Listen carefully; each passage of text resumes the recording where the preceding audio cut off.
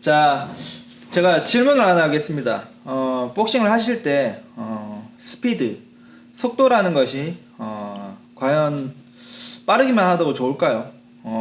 저는 일단 짧게 말씀드리면은 무조건 빨라도 좋은 게 아니라 자기가 하는 스타일에 맞게끔 그 한도와 스타일에 맞게끔 빨라져야 된다고 생각합니다. 이게 펀치라는 것이, 그리고 이제 방어 모든 무브먼트라는 것이 체중 이동이나 이런 회전의 메커니즘들이 섞여 있기 때문에 그 안에서 속도를 유지하는 것이 굉장히 중요하죠. 그런데 이제 어떤 사람은 굉장히 폭발력 있게 펀치를 뻗는 반면에 이게 묵직하고 되게 무겁게 깔리는 펀치, 돌주먹이라고 그러죠. 이제 그런 펀치를 가지고 있는 펀처들도 많아요. 이게 상당히 훌륭한 펀치임에도 불구하고 이제 국내에서는 제가 같이 운동을 하거나 이제 돌아다녀 봤을 때 조금 굳이 그런 선수들에게도 무리하게 빠르거나 폭발적인 무브먼트를 이제 요구하는 경우가 있어요. 훌륭하고 지금 이미 훌륭하고 굉장히 부드럽게 치고 있는 상태인데도 빠른 타입의 선수가 아닌데도 그런 경우가 제법 있더라고요. 한번 생각을 해봅시다. 이제 되게 큰 사람이 있어요. 체중이 큰 사람이 있어요. 되게, 그리고 조금 몸도 비대한 편이에요. 덩치도 육중한 편이에요. 빠르게 못 움직여요. 하지만 펀치 체중을 실어서 때릴 줄 아는 그런 움직임 자체가 훌륭해요. 그래서 조금 내주더라도 하나를 걸으면은 상대방에게 크게 데미지를 준단 말이에요. 그래서 소위 스파링을 한번 좀 해보시면은 저 사람 굳이 빠른 것 같지도 않고 뭐 좀 그런데 계속 크게 세게 내가 왜 세게 맞지? 왜 이렇게 저 사람 주먹은 아플까? 이런 그 의문들을 많이 가지실 거예요. 그게 이제 속도와 이제 좀 연관이 있기 때문에 말씀을 드리겠습니다. 먼저 잽을 한번 설명을 드리겠습니다. 잽이나 원투를 한번 설명을 드릴게요. 크로스, 오른손 크로스와 왼손으로. 영춘권 생각해보세요. 영춘권의 왼손, 쿵호의 왼손 굉장히 빠르죠. 생각해보시면 몸을 이렇게 뭐 스택이라는 개념보다는 이렇게 빨리 가져오는 이런 잽입니다.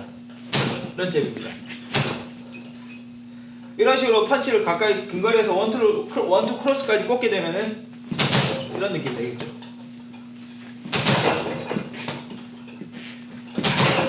이런 느낌의 빠른 펀치들을 내게 될 거예요.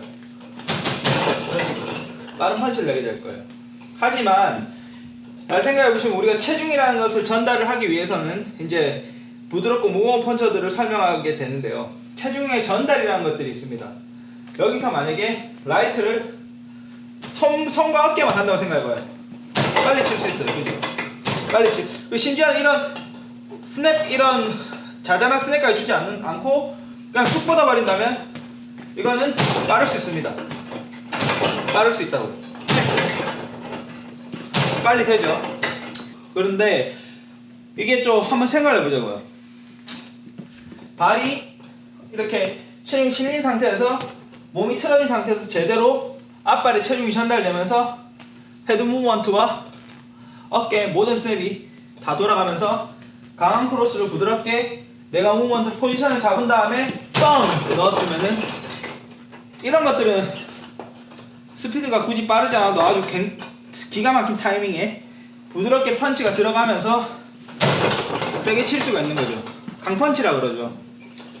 그래서 이런 모든 체중을 싣는 것들은 체중을 덜 싣고 간소화된 동작을 하는 사람들보다 당연히 느려요.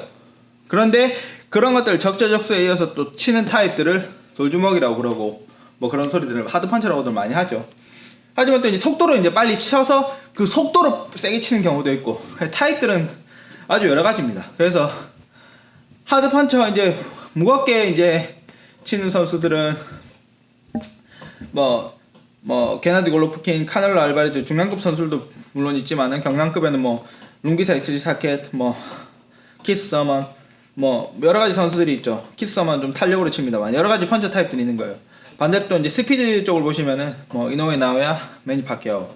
근데 또 이제 매니 파키아오 같은 선수가 되게 느릿느릿한 선수, 속도로 굉장히 압도를 하다가도 후안 마뉴엘 마르케즈 같은 선수에게 뭐 그다지 속도가 매니 파키아오에 비해서는 빠른 선수가 아니죠. 하지만은 그 오른손 단발로 KO가 나서 쓰러지기도 한단 말이죠. 그래서 이제 그 상황에 맞게끔 자신이 가지고 있는 펀치를 잘 끌어내서 쓰는 것들이 더 우선이라고 생각을 합니다. 그래서 제가 이런 경우를 많이 봤어요. 처음에 이제 운동을 할 때 부드럽게 이렇게 제 체중을 싣는 재주를 타고났어요. 굳이 빠르지 않는데 묵직하게 잘 친단 말이에요. 근데 그것들을 그 스타일을 굳이 버리면서까지 그 사람들이 빨리 치라. 아까 말씀드린 체중이 무거운 사람에게 빠른 스피드를 억지로 주문하는 것처럼 약간 몸에 맞지 않는 트레이닝을 시키는 경우가 있습니다. 근데 그런 경우는 하지 않아야 된다고 사실 저는 생각을 하거든요. 하지만 스피드를 보완을 해야 한다면 결점의 보완을 위해서 스피드를 꼭 트레이닝을 시켜야겠죠. 하지만 그 스타일로 아예 모든 걸 바꿔버리게 된다면은 장점을 버리게 되고 단점들로만 그 사람을 채우게 되는 걸 거예요. 그래서 단점을 주로 메인 베이스 스타일로 싸우게 되는 겁니다. 더 다양한 것들이 있겠지만요. 그래서 한 사람의 몸 스타일이 완성되기까지는 예술 작품을 하는 것처럼 약간 오그라드는 말인데 굉장히 좀 이렇게 많은 것들이 복합적으로 쌓이게 되는 겁니다. 그래서 속도가 굳이 뭐 빠르지 않다, 폭발적이지 않다라고 하되 자신이 체중을 실어서 무겁게 펀치를 부드럽게 칠 줄 아는 경우라면 그것도 하나의 재능이기 때문에 합리화를 시키라는 것이 아니라 분명히 그것으로 상대도 쓰러지고 하잖아요. 제 주변에는 이제 사이코패플스 진시준 선수가 그렇거든요. 시준이가 이제 제가 봤을 때는 맨날 자기는 빠르지 않다라고 하는데 충분히 빨라요. 가까이서 근거리에서 팍팍 치면 빨리 치는 것도 돼요. 그런데 그 친구 특기가 이제 뭡니까? 라이트 훅으로 이제 무게 크게 걸어가지고 한방 다운을 정말 잘 시켜. 오른손 라이트 훅, 요새는 왼손까지 세졌는데 부드럽게 이렇게 이제 트레이닝이 잘 돼가지고 상대방을 넉다운을 되게 많이 시키죠. 잘 잡는 이런 파워 있는 중심 이동으로 상대를 KO시키는 게 이제 되는 선수죠.